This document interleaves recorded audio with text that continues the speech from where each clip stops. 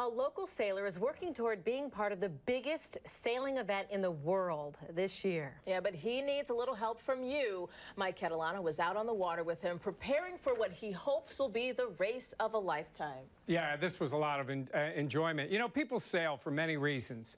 The enjoyment, the teamwork, the competition, the challenge. Keith Burhans has never backed away from a challenge. This local sailor has his sights set on another one halfway around the world.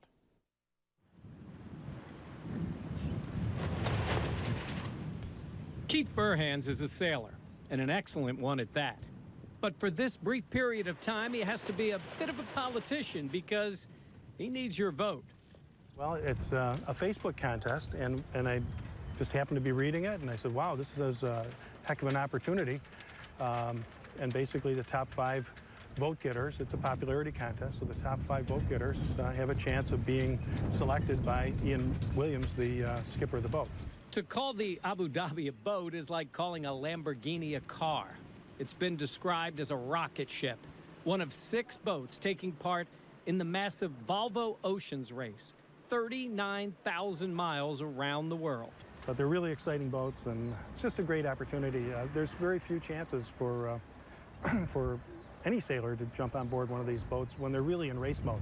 If I get on this boat, this will be like an import race. So it's a one-day, get on board and play with the big dogs. But getting Facebook votes isn't all it takes to get this chance.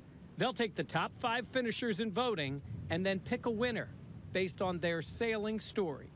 It's all about the story. So I think I got a pretty good story. Keith's story begins 19 years ago.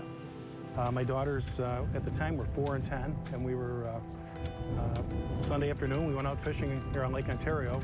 We were out in front of Hedges in Webster, and we'd been there about an hour, and one other boat was around us, and they decided to leave, and they pulled up the anchor and started the boat, and they're about 200 yards away, and they ran right over us. So I got the business end of the boat, and fortunately, the boat, when the boat capsized and was pushed away, I was able to surface and swim back to the boat and get my daughters out of harm's way there. They were trapped in with their life jackets against the floor of the capsized boat. So a lot of miracles happened that day. The miracle was that Keith and his daughters survived. The result of the crash was the amputation of both of his legs. After rehab and adjustment to what he describes as his special sea legs, Keith was back on the boat, and not just sailing, but excelling. A member of the U.S. Paralympic sailing team at Sydney in 2000, and the co-chair of the 2007 Disabled World Championships here in Rochester.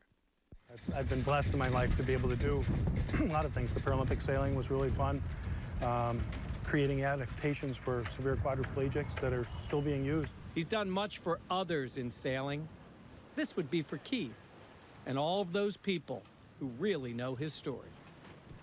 The wonderful thing in my life is that I have friends all over the world through sailing and through the Paralympic movement, so it's really fun. I'm hoping that this will be the whipped cream on a good sailing career. All right, so now it comes down to votes. And as we mentioned, they're going to take the top 5 vote getters and then allow the captain of the Abu Dhabi to pick the winner. Right now, Keith is in 5th place for that final spot. So if you'd like to pass along your vote, you know, we usually don't tell people how to vote. We'll tell you how to vote for this one. The contest is called Are You the One for Azam for the sailing company. And so we're putting a link to it on our Facebook page and on 13wham.com where we'll have this story. We'll let you go on there. You can only vote once for each Facebook page. He finds out on the 16th of July, so it's getting pretty close. There's a little bit of time left. He's at number 5, and number 6 is moving up close. So we got to keep Keith in the top 5.